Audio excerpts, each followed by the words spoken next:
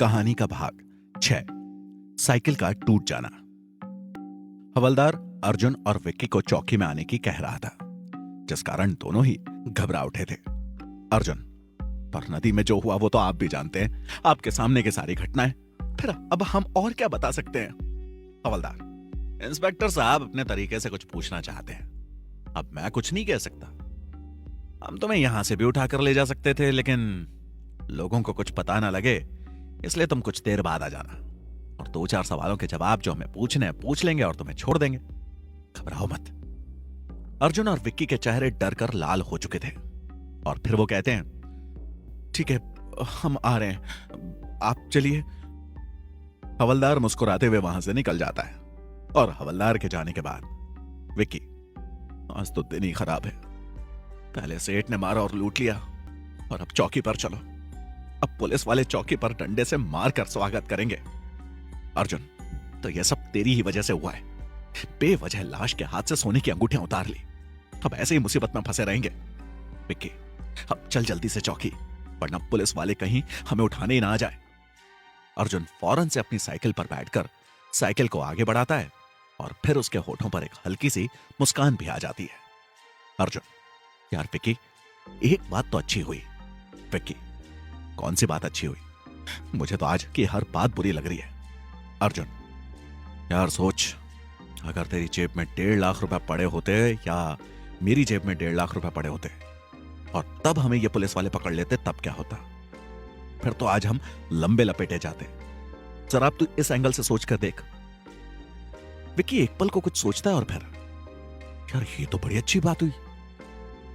फिर तो सेठ का आना हमारे लिए फायदेमंद साबित हो गया, वरना आज तो हम बहुत बुरी तरह फंस जाते। जवाब देना भारी पड़ जाता, ये पैसे कहां से आए?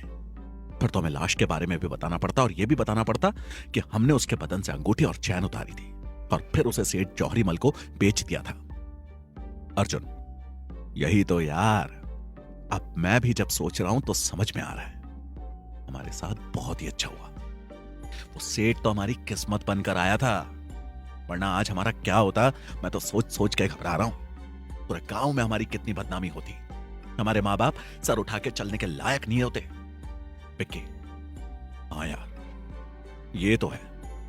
और कहीं उस आदमी को मारने का इल्जाम भी कहीं हम पर ही लगना चाहता, फिर तो हम जिंदगी भर जेल में काट कर बिताते भाई। अर्जुन और विक्की अब काफी खुश हैं कि उनकी जेब से पैसे चले गए हैं और फिर ऐसे ही खुशी खुशी में वे कुछ ही समय बाद चौकी पहुंच गए। हवलदार गेट पर उन दोनों का इंतजार कर रहा था और उनके आते ही उन दोनों को इंस्पेक्टर के रूम की तरफ लेकर बढ़ गया। हवलदार, ये लीजिए सर, ले आया इन दोनों को, और इंस्पेक्टर साहब के बगल में जाकर खड़ा हो जाता है। इंस्पेक्टर उन दोनों को अपने सामने कुर्सी पर बैठने के लिए बोलता है। घबराते हुए दोनों बैठ जाते हैं और दोनों काफी भयभीत लग रहे थे। इंस्पेक्टर ये बात समझ रहा था, फिर उसने कहा, घबराने की कोई बात नहीं, आराम से बैठो और मैं जो पूछ रहा हूं उसका सही सही जवाब सोच के देना। अर्जुन और विक्की अपना सिर हां में हिलाते हैं और बहुत ही धीमी आवाज में हां बोलते हैं। इंस्पेक्टर, क्या नाम क्या है तुम दोनों के? मेरा नाम अर्जुन है और इसका नाम विक्की है। इंस्पेक्टर, उम्र क्या है तुम दोनों की? अर्जुन, मेरी उम्र 17 साल है। विक्की, मेरी उम्र भी 17 साल ही है, और मुस्कुराता है। इंस्पेक्टर, एक ही साथ पढ़ते हो? अर्जुन, जी हां सर, अभी +2 के पेपर दिए हैं, आजकल छुट्टियां चल रही हैं। इंस्पेक्टर, तुम दोनों को मालूम था ना नदी की तरफ नहीं जाना, फिर तुम दोनों नदी की तरफ क्यों गए थे? विक्की, जी हां, हमें मालूम था, पर ऐसे ही सैर सपाटा करते हुए हम वहां तक पहुंच गए। अर्जुन, और फिर शीतल और ठंडा पानी देखकर नहाने का मन कर गया, इसलिए हम पानी में उतर गए। इंस्पेक्टर, हवलदार बता रहा था तुम्हारे साथ वहां कोई हादसा भी हुआ, बात सच है? अर्जुन विक्की की तरफ देखता है। हाँ, इसका पैर किसी ने पकड़कर खींच लिया था और ये पानी में डूब रहा था, फिर मैंने इसे बचा लिया और हम बाहर आ गए। इंस्पेक्टर विक्की की तरफ देखते हुए, तैरना आता है तुम्हें? विक्की मुस्कुराते हुए, सर उस नदी में नहाना तो मेरे लिए बच्चों का खेल है, 5-6 साल की उम्र से नहाता आ रहा हूं, मुझे बहुत अच्छी तरह से तैरना आता है। इंस्पेक्टर, फिर तुम पानी में डूबने क्यों लगे? विक्की, सर अभी बताया ना, किसी ने मेरा पैर पकड़ के खींच लिया था, पता नहीं किसने खींचा था, उसने मेरा पैर यहां से पकड़ा था और अपना पैर आगे करके बताता है। हवलदार, देखिए सर, कहा था ना मैंने, कहा था ना, यहीं पर इसके पैरों में गहरा निशान था जो अब मिट गया है। इंस्पेक्टर, हवलदार सच बोल रहा है, तुमने भी देखा था निशान पैरों पर बना हुआ। अर्जुन और विक्की एक दूसरे की तरफ देखते हैं और अपना सर हां में हिला देते हैं, हवलदार मुस्कुराते हुए। अब मैं आपसे कोई अंधविश्वास वाली बात थोड़ी करूंगा सर, आखिर मैं भी पढ़ा लिखा हूं। अब देख लीजिए, इन दोनों ने भी मेरी बात पर मोहर लगा दी। कुछ ना कुछ तो गड़बड़ है उस नदी में, और ये सब भूत प्रेत का ही कोई चक्कर है। इंस्पेक्टर, तुम फिर शुरू हो गए भूत प्रेत की बात पर। हवलदार, तो सर अपने आप पैरों से निशान कैसे मिट सकते हैं? ये तो कुछ ऊपर का ही कमाल है, वरना इस लड़के को तो अच्छा तैरना आता है, फिर भी ये डूब रहा था। ये सोचने वाली बात है सर, कोई तो इसे डुबा रहा होगा। इंस्पेक्टर, तुम दोनों ने और क्या महसूस किया पानी में, जरा सोच के बताओ। विक्की अब मजे लेने के मूड में आ गया था। सर, जब उसने मेरा पैर पकड़ा तो मुझे तो ऐसा लगा जैसे यमराज ने मेरा पैर पकड़ लिया। वो मुझे जोर से पानी में खींच ले गया। मुझे सांस लेने में दिक्कत हो गई थी क्योंकि उसने अचानक से मेरा पैर पकड़कर खींच लिया था, और फिर अजीब अजीब सी आवाजें पानी में से आने लगी।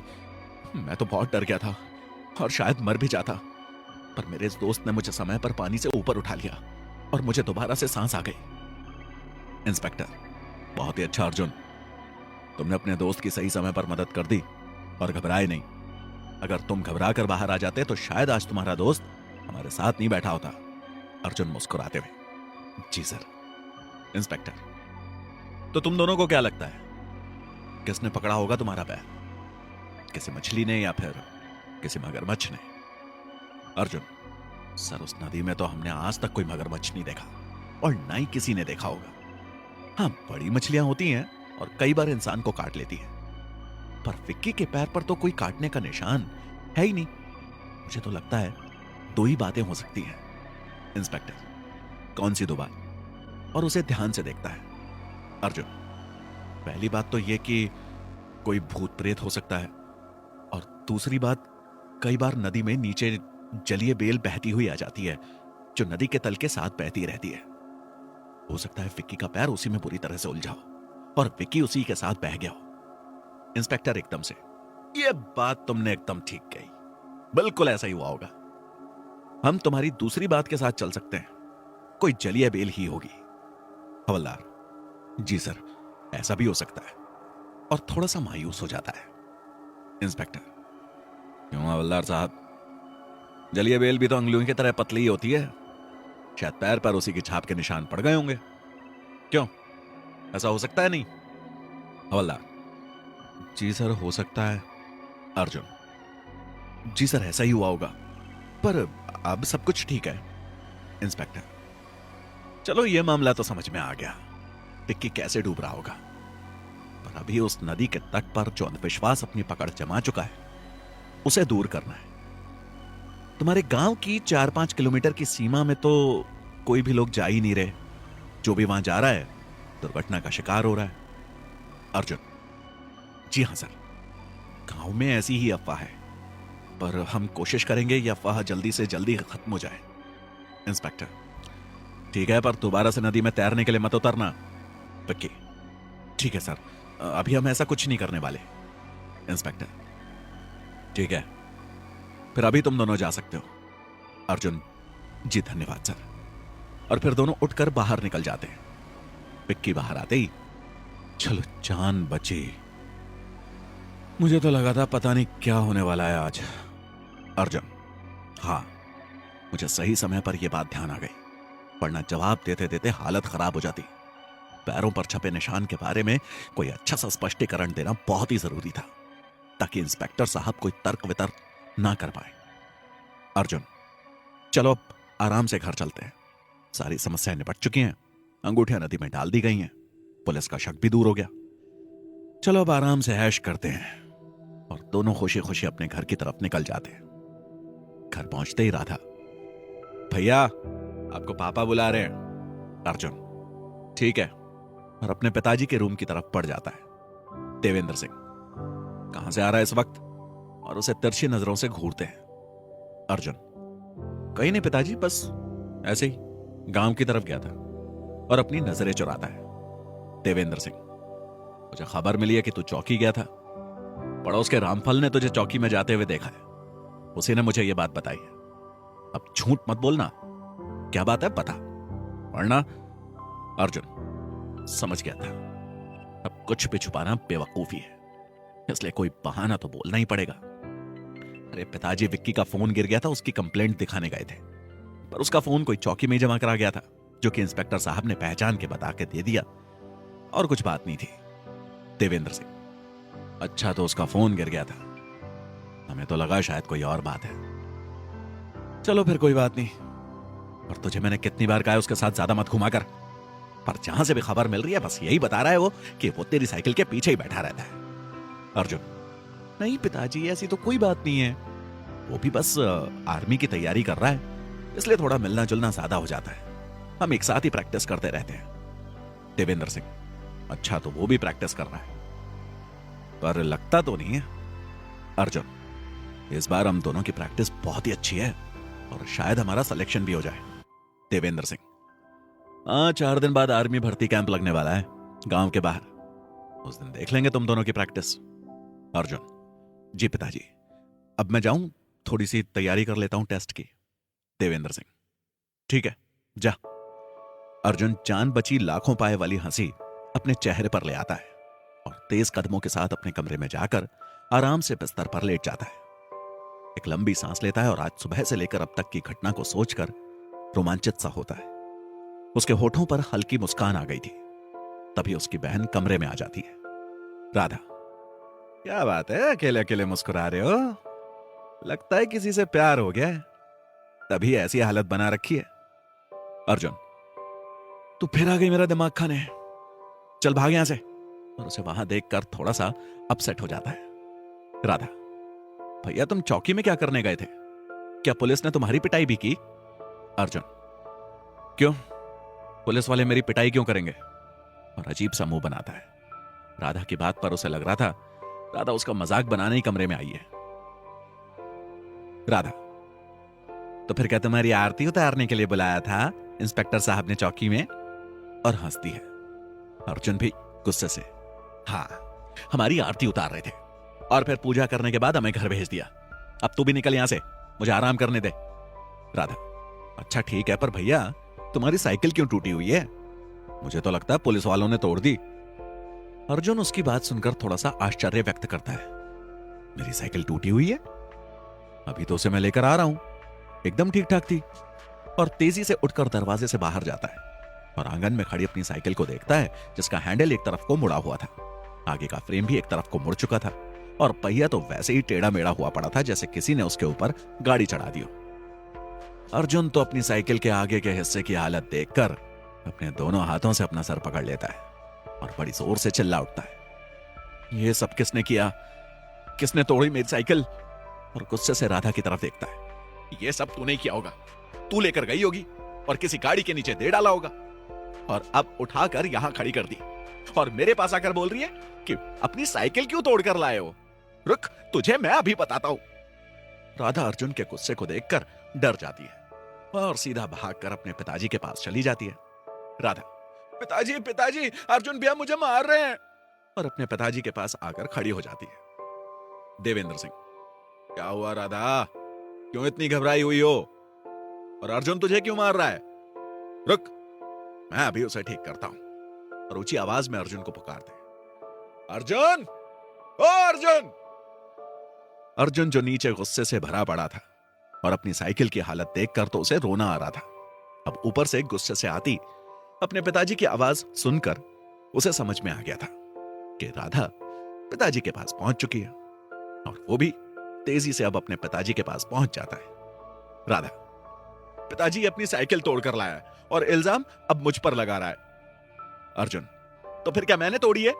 मैंने ठीक हालत में अभी यहां खड़ी की थी, मैं उसे चला कर लाया था, पर अब उसके आगे के टायर की तो चलने की कोई उम्मीद ही नजर नहीं आ रही। देवेंद्र सिंह, क्या कह रहा है, अपनी साइकिल तोड़कर लाया? रुक जरा मैं भी तो देखूं। और उठकर बाहर निकल जाते हैं और वे दोनों भी अपने पिता के पीछे पीछे आंगन में आ जाते हैं।